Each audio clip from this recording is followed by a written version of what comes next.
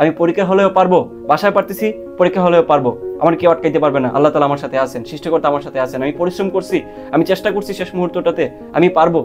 এই ধরনের পজিটিভিটি তোমাকে নিয়ে তারপর পরীক্ষা হলে যাওয়া লাগবে। হে আসসালামু আলাইকুম এভরিওয়ান। জিএসটি ভর্তি পরীক্ষা আর মাত্র কয়েকটা দিন পরে। একটা বড় সংখ্যক মানুষ আছে যারা অ্যাকচুয়ালি পরীক্ষার হলে যাওয়ার পরেই নার্ভাসনেস কাজ করা শুরু করে, ঘাম পড়া শুরু করে, এবং এতটাই সে অস্থির হয়ে যায় যে তার ওই যেই সেট কোড বলো, তারপর ওইখানে যে রেজিস্ট্রেশন রোল নাম্বার, ওইগুলো লিখতে যেই অনেক গরমিল করে ফেলে। মেন পরীক্ষার অবস্থা কেমন হয় সেটা তো বলার অপেক্ষা রাখে না। কয়েকটা বলি, সে যখন কোয়েশ্চেন পেপারটা হাতে নেওয়ার পরে ওই হাতে নেওয়ার পরেই তার মধ্যে একটা চেঞ্জ আসা শুরু করে, ঘাম পড়া শুরু করে, হাত পা কাঁপতে থাকে। এই সিমটমটা বেশি দেখা যায় যখন একটা এমসিকিউ ভুল হয়। ধরো তুমি একটা পারা MCQ, say for example start পূরণ কোনটা, তুমি এটা ভুলে তুমি অন্য একটা আনসার দাগায় দিয়ে আসছো, অথবা ইজি একটা প্রবলেম যেটা তুমি বাসায় করছো এখানে তুমি যে ভুল করছো, এই যে একটা ভুল করছো, করার পরেই তোমার একটা অস্থিরতা শুরু হয়ে যায়। আর এই অস্থিরতাটুকু চেইন রিঅ্যাকশনের মতো।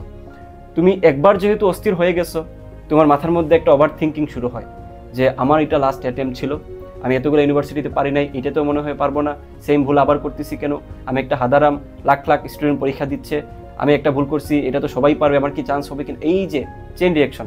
তো এটা করতে যায় যেটা হয়, তোমার ব্রেন অ্যাকচুয়ালি গরম হয়ে যায়। গরম হওয়া বলতে অস্থির হয়ে যায়। তো অস্থিরতা নিয়ে একটা ব্রেন কখনোই ভালো পারফরমেন্স করতে পারে না। তুমি দেখবা যে তুমি পরবর্তীতে a+b² টাইপের ফর্মুলাগুলো তুমি পারতেছো না, জাস্ট বিকজ অফ প্রেশার।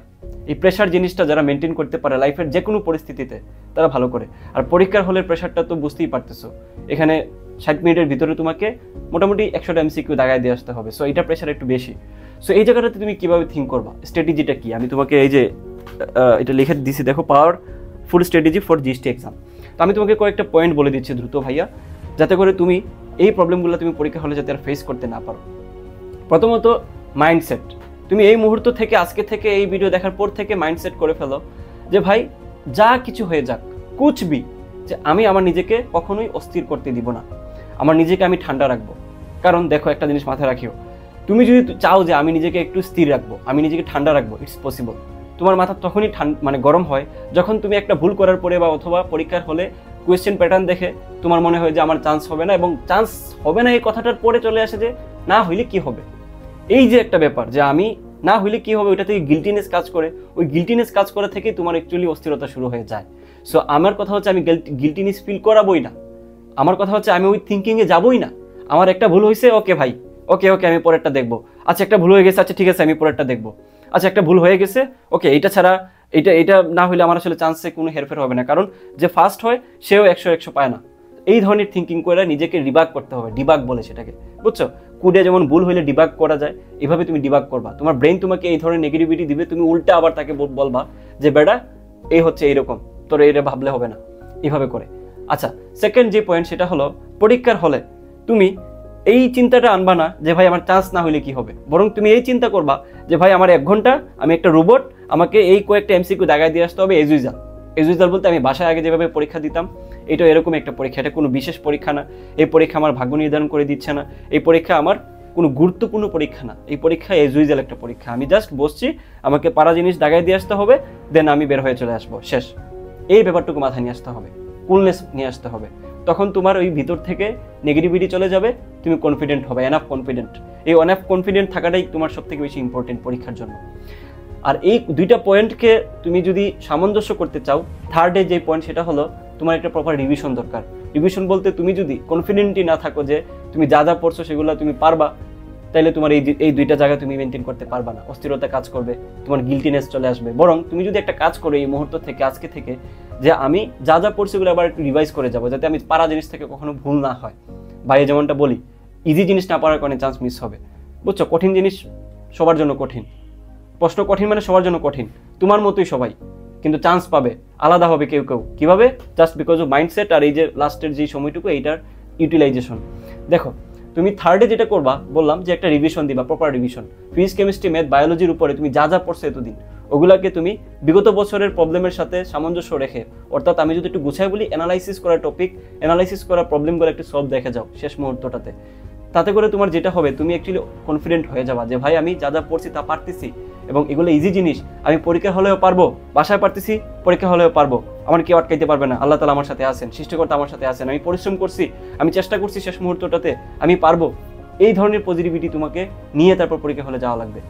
তো এই জায়গাটাতে আমি একটু হেল্প করতে পারি তোমাকে। কি হেল্প? তুমি যেহেতু এই মুহূর্তটাতে সবগুলা জিনিস গুছায় পাবা না, কারণ আমি জানি না কয়জনের রিভিশন ম্যাটেরিয়ালস তৈরি করছো, আমি জানি 100তে একজনও পাওয়া যাবে না। সো আমি বলবো তোমার এই রিভিশনের কাজটুকু আমরা করে দিব। অর্থাৎ আমাদের শেষ মুহূর্তের মাত্র 25টা ক্লাস আছে ফিজিক্স কেমিস্ট্রি ম্যাথের উপরে। বায়োলজি পড়াই না, আমি পারি না, সো বায়োলজি পড়াই না। তো এই ফিজিক্স কেমিস্ট্রি ম্যাথের 25টা ক্লাস যদি কেউ করে যেতে পারে, দ্যাট মিনস সে আসলে প্রিভিয়াস ইয়ারের যে কোয়েশ্চেনগুলো আসার মতো, যেগুলো আসলে পরীক্ষা হলে টিচাররা 90% সিউরিটি থাকে দেওয়ার, সেই টাইপগুলা ফর্মুলা সহ, হ্যান্ড ক্যালকুলেশন সহ, শর্টকাট সহ তুমি দেখে যেতে পারবা। যেহেতু প্রত্যেকটা ক্লাস 40 মিনিট করে, 25টা ক্লাস করতে তোমার 3 দিনের উপরে লাগবে না ইনশাল্লাহ। সো তুমি চাইলে এই কাজটাও করতে পারো, আমাদের ক্লাসগুলো নিতে পারো এক্সাম সহ, বুঝছো? মাত্র 300 টাকা কোর্স ফি। সো তুমি এটাতে 1000+ স্টুডেন্ট ভর্তি আছে, তুমি ডেসক্রিপশন চেক করে ভর্তি হয়ে যাও। তো এই কাজটা নিজেও করতে পারো, আমার কোর্সে ভর্তি হওয়া লাগবে ব্যাপারটা এমন না, তুমি নিজেও করতে পারো, বুঝছো? তো যেহেতু 1000+ স্টুডেন্ট ভর্তি আছে, আর আমাদের এখান থেকে সেন্ট্রাল মেরিটে সারা বাংলাদেশে সব থেকে ভালো করে, সেটা তোমরা দেখছো নিশ্চয়ই। তো সেই জায়গাটা থেকে তোমাদেরকে বলতেছি, তুমি যদি নিজে নিজে পারো, রিভিশন মেটেরিয়ালস যদি থাকে, ওইটা নিজেও পড়তে পারো, হোয়াটএভার, বুঝছো? আমাদের ফ্রি ক্লাসগুলো দেখে যাবে অ্যাটলিস্ট। ম্যাথের যে ক্লাসটা দিছো এখান থেকে ফ্রি পড়ে গেলে অনেক কিছু কমন পাবা, 10টা ম্যাথ কমন পাবা বলে আমি তোমাদেরকে ক্লেম করছি। সো ফ্রি ক্লাসটা অ্যাটলিস্ট দেখে যাও। আচ্ছা, তো আরেকটা পয়েন্ট আমি তোমাদেরকে অ্যাড করে দিই। এই মুহূর্তে অস্থিরতা কমানোর সব থেকে বড় যেই তোমার ব্যাপার, সেটা হলো প্রচুর এক্সাম দেওয়া। তুমি যখন প্রচুর এক্সাম দিয়ে দিয়ে ব্রেনটাকে অভ্যস্ত করে ফেলবা এমসিকিউ সলভ করার জন্য, তাহলে পরীক্ষার হলে এজ ইউজুয়ালি মনে হবে তোমার। নাহলে তুমি হঠাৎ করে একদিন পরীক্ষায় বসলে তোমার মনে হবে যে এটা একটা পরীক্ষায় বসছো। মাথাকে এটা বোঝানো যাবে না যে তুমি একটা পরীক্ষায় বসছো, একটা লাইফের একটা ইন্ডিং একটা পয়েন্টে বসছো না, বুঝছো? তোমার ব্রেনকে আগে থেকে এটাকে সিগন্যাল আকারে দিতে হবে যে ভাই আমার পরীক্ষা আছে, আমাকে পরীক্ষার জন্য প্রিপেয়ার হওয়া লাগবে। এই জন্য প্রচুর এক্সাম দিতে পারো। আমাদের লাইভ এক্সামও চলতেছে, আমাদের লাইভ এক্সামগুলোতে যুক্ত হইতে পারো, অথবা বাসায় বসে নিজে ওএমআর শিট কিনে পরীক্ষা দিতে পারো। তো আশা করি তোমাদের পরীক্ষার হল নিয়ে যত ধরনের ট্রিক্স এন্ড টিপস আছে বলে দিচ্ছি। আর স্কিপিং মাইন্ডসেট রাখবা। একটা প্রবলেম পারতেছো না, অথবা তুমি জানা জিনিসই পারতেছো না, মনে করো স্কিপ করো, জাস্ট স্কিপ। পরীক্ষা হলে টাইম নাই, দেখার টাইম নাই, তোমাকে গুনার টাইম নাই, এরকম একটা ব্যাপার। একটা পারো না, স্কিপ, পরেরটাতে যাও। একটা ওইটা পরেরটা পারো না, পরেরটাতে যাও, স্কিপ করো। স্কিপ করে মেন্টালিটি রাখতে হবে। মনে রাখো, চান্স পাওয়ার জন্য 100তে 100 লাগবে না, আমার 40টা এমসিকিউ রাইট করে আসা লাগবে। তোমাদের সবাইকে বলবো 40টা এমসিকিউ রাইট করে আসো, চান্স ইনশাল্লাহ তোমার ভালো জায়গায় হবে। 100টা চিন্তা করে যাও না, তাহলে কিন্তু একদম নেগেটিভ খেয়ে তোমার চান্সই মিস হয়ে যাবে। সো আমার যাই তোমরা শুনছো এই মুহূর্তটাতে দাঁড়িয়ে, আমি বলবো যে এগুলো একটি অ্যাপ্লিকেশন করার চেষ্টা করো। সময় ভালোই আছে হাতে, 7 দিন মানে অনেক দিন, 7 দিনে অনেক কিছু করে ফেলা যায়। আল্লাহ হাফেজ।